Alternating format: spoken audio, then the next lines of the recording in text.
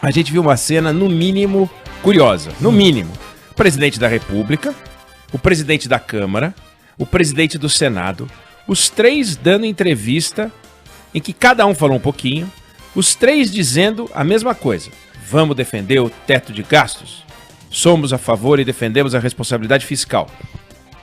Aí por um segundo, daí eu falei negócio de criança, e eu fiquei pensando o seguinte, se eles não fossem adultos, fossem criança pequena, se eles não estivessem diante da imprensa, mas estivessem diante dos pais, seria mais ou menos esse compromisso que eles assumiram, como assumir o compromisso de não se jogar no chão do supermercado de birra. Também não vou colocar o dedo no nariz na frente das visitas. É isso, é um compromisso óbvio. Crianças fazem esses compromissos, depois elas quebram, né? Adultos também fazem compromissos e quebram. Mas é um compromisso óbvio, porque o compromisso com o teto de gastos e o compromisso com a responsabilidade fiscal é óbvio, ou pelo menos deveria ser óbvio. Só que no Brasil, o óbvio parece que precisa ser reafirmado por uma razão simples. O óbvio, principalmente em economia, ele já não existe mais da forma como já existiu. A agenda econômica nossa, porque ficou o Brasil muito complexo, porque a gente atingiu um grau de desenvolvimento razoável, começou a complicar as coisas. O óbvio ficou no passado. A gente já foi um país muito óbvio quando a gente se referia aos desafios econômicos. Qualquer um, lá atrás, sabia que o maior problema brasileiro era a dívida externa. Todo mundo sabia, fora o FMI, né? É um problema que começou quando, em alguns meses, no ano de 73, o preço do petróleo quadruplicou. Pá! Deu uma disparada. Depois, anos depois, 6 anos depois, nova crise do petróleo, novo aumento do barril. Aí as contas públicas brasileiras estouraram, o Brasil teve que parar no FMI, fora FMI, atrás de um pacote de ajuda. Aí a gente foi sentar com os credores privados para renegociar. E, de certa forma, é o que a Argentina fez agora, está fazendo, né? Renegociação de dívida e tal. A dívida externa ficou 10 vezes maior e em menos de uma década, um pouco mais de uma década. Pum, decuplicou. A gente chegou a anunciar a suspensão dos pagamentos dos juros da nossa dívida. E em 87, a gente entrou em moratória. Ou seja, parou de pagar. Quase 20 anos combatendo esse inimigo. É uma coisa inacreditável. 7-3 começa a crise, aí a gente vai indo, etc. e tal. Quase 20 anos nessa briga. Aí naquele momento, era óbvio que para você equacionar o Brasil, transformar o Brasil, a gente tinha que equacionar a dívida. E os especialistas diziam, olha, você quer atrair o investidor? O Brasil quer se tornar um país competitivo? Tem que vencer a dívida. Se a gente fizer isso, as empresas vão ganhar, a gente vai conseguir gerar emprego, a renda média do brasileiro vai subir. Bom, e aí aconteceu o quê? A gente passou a ter outro problema óbvio. Inflação.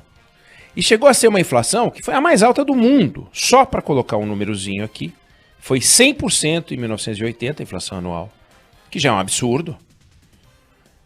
E saltou para 1.900% em 1989.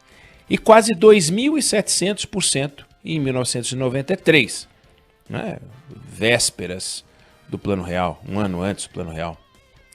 Então, aí a gente teve que fazer vários planos econômicos para tentar derrotar a inflação, vários planos fracassados. Aí em 94 sai o Plano Real. E o desafio, felizmente, ficou para trás, mas custou para a gente 20 anos de inflação. Inflação, coisa séria, não inflaçãozinha. E 10 anos só de plano econômico. Tentando. Então, da mesma forma que era óbvio que a gente tinha que vencer a dívida externa, também era óbvio que a gente tinha que vencer a inflação. E os especialistas passaram a dizer, olha, para atrair o investidor, para o Brasil se tornar um país competitivo, a inflação tem que cair. Aí assim, as empresas vão ganhar, a gente vai conseguir gerar emprego e a renda média do brasileiro vai subir. Aí o que aconteceu? Surgiu outro monstro, os juros. Surgiram os juros. Aí a gente começou o Plano Real, a Selic estava acima de 50% ao ano. 50% ao ano. Aí para complicar, vieram crises internacionais, O Banco Central precisou manter os juros nas alturas, em alguns momentos até aumentar, não de 50%. Em 1990 a gente chegou a ter uma Selic de 45% ao ano. Imagina. Aí a taxa de juros começou a cair, mas sempre nos 2 dígitos, até final de 2009. Aí baixou, mas entre 2010 e 2017 ficava entre 7,14 e 7,14. Aí começou a cair e agora está 2% ao ano. E da mesma forma que antes era óbvio que a gente tinha que resolver o problema da dívida, da mesma forma que era óbvio que a gente tinha que vencer a inflação, ninguém tinha dúvida de que era preciso baixar os juros. E os especialistas diziam que, para atrair o investidor, para o Brasil se tornar competitivo, só com juros baixos. Bom, que situação a gente tem hoje? A dívida externa não é um problema. A inflação não é um problema. Os juros básicos da economia não são um problema. Claro que a taxa para as pessoas ainda é alta. Mas, infelizmente, o Brasil ainda não se tornou aquele paraíso que ele viraria se vencesse a dívida, a inflação e os juros. Então a gente vai vencendo os problemas e daí nunca chega o paraíso. Em outras palavras, a gente se acostumou tanto com a ideia de ter o problema que a gente continuou com essa mania. Por exemplo, a gente resolveu que a falta de reforma da Previdência era um problema do tamanho da dívida, da inflação e dos juros. Fizemos a reforma da Previdência, cadê o paraíso? Cadê o paraíso? Quem mora em São Paulo sabe onde fica o paraíso, é um bairro, né? Mas cadê o paraíso? Porque a lista de desafios de um país minimamente organizado, e o Brasil é um país minimamente organizado, mais minimamente do que organizado, não dá para ser apontada com os dedos de uma mão. O problema é a dívida. O problema é a reforma da Previdência. O problema, os juros. Não é assim. A gente tem que fazer a reforma tributária, claro. Tem que fazer a reforma administrativa, sim. Tem que privatizar, sim. Mas tem que fazer uma série de outras coisas, sem as quais o Brasil vai continuar a ser visto como um país de segunda classe. Porque é assim que a gente é visto. Um país de política ambiental errática. Agora fez um ajuste na política ambiental, na organização do Ministério do Meio Ambiente, porque a pressão internacional está um saco. Aí vai lá e mexe. Vamos, porque não mexeu? É um país de infraestrutura ruim, nível educacional sofrível, qualidade de mão de obra precária, renda per capita medíocre, mal distribuída, criminalidade alta. Isso para citar aqueles desafios que a gente não precisa nem puxar pela memória. Se a gente começar a puxar pela memória, vão surgir outros desafios. E todos estes aqui têm peso, têm importância, têm consistência. Imagina enfrentar um nível educacional sofrível. Imagine aumentar a qualidade da mão de obra. Olha que parto. Como é que a gente faz para aumentar a renda per capita de um país? Né? Como é que a gente melhora o nível de distribuição de renda de um país? Como é que a gente combate a criminalidade? Deixamos de ter há muito o problema para descobrir que a gente tem muitos problemas. Porque o Brasil piorou? Não. Porque o Brasil ficou complexo. Imagina, na chegada dos portugueses ao Brasil, o primeiro desafio foi rezar uma missa. Bom, rezamos uma missa, então agora a gente já pode voltar. Não é assim. Hoje não adianta rezar uma missa, fazer um culto. Não vai resolver. A gente tem que fazer um monte de coisa. Era muito simples antes. Faz uma choupaninha, põe a igrejinha aqui, faz uma sedezinha para o governo provisório acolá, faz uma vilazinha ali e ocupamos o Brasil. Não é assim. O Brasil ainda não foi ocupado. O Brasil tem muito para ser ocupado. E para ser ocupado por gente que trabalha com nível de renda bom, né? Nível educacional, escolas de qualidade. A gente precisa ocupar esse Brasil. O Brasil precisa estar ocupado, né? Então, como a gente deixou de ter o problema, deixou de existir uma questão. Olha só, vamos lembrar de uma coisa meio óbvia, né? Na política, já foi importante pra gente o problema, que era o quê? Vamos nos livrar da ditadura. Se a gente resolver e esse problema, tá tudo resolvido. A gente tem um problema, regime militar. Vamos tirar o regime militar, democracia.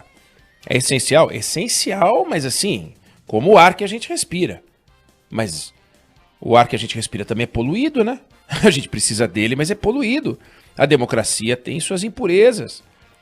Tanto que a Constituição Democrática, ainda bem democrática, de 1988, criou uma série de problemas que a gente está tentando desatar agora. Nós, a democrática, não é a Constituição que, né, a emenda de 67, não é.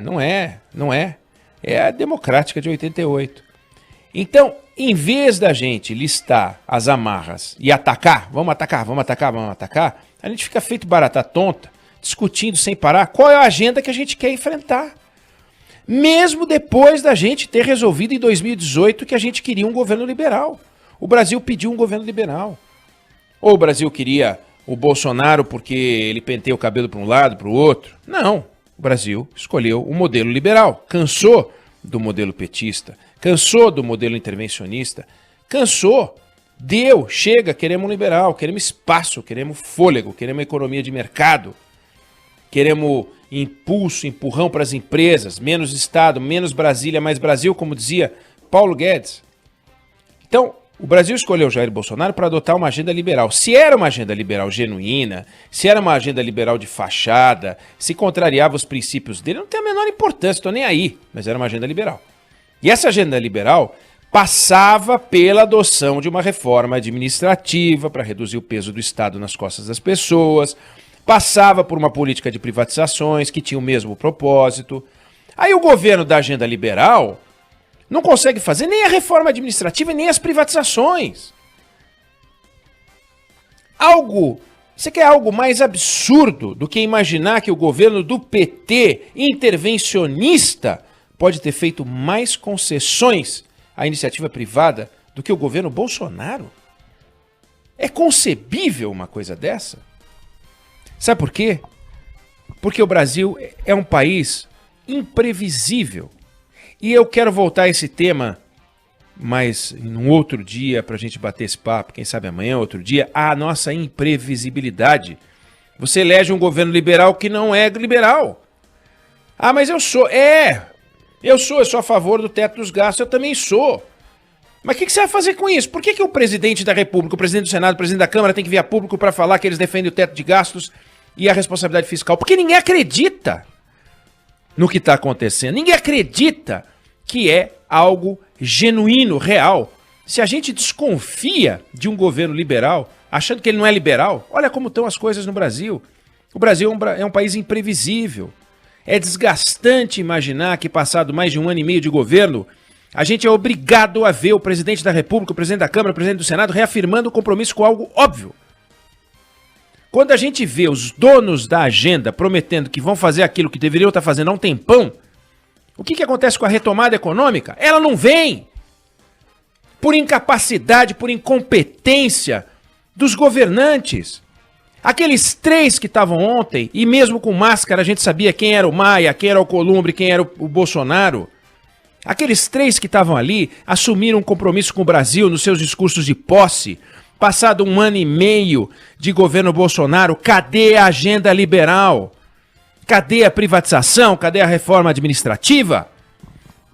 De gogó, eu fecho. Cadê a agenda implementada? Eles foram ontem dar uma resposta ao ministro da Fazenda, que lembrou ao Brasil que tem uma turma intervencionista dentro do governo. O general A, o general B, o ministro A, o ministro B, não importa quem seja, mas tem uma célula intervencionista que só tem uma diferença em relação ao governo Dilma. Não são petistas, mas defendem o uso dirigido do dinheiro do Estado, não por propósitos de competência, segundo razões econômicas lógicas, mas é o direcionismo, é o intervencionismo, é brincar de marionete. Isso não pode. E aí tem que vir o presidente, ladeado pelos presidentes das casas legislativas do Brasil, para assumir um compromisso com aquilo que ele assumiu na campanha, porque ninguém acredita. Presidente vibra com a cloroquina. Seria muito importante que o presidente vibrasse com a reforma administrativa. E ele não vibra. Ele não vibra. Não adianta. Ele não está demonstrando que vibra. Quando isso acontece, a retomada fica comprometida. A gente podia navegar em alta velocidade ou na mais alta velocidade que esse barco Brasil pode alcançar. Se os governos não atrapalharem. Ajudar acho difícil, mas atrapalhando, o Brasil todo perde.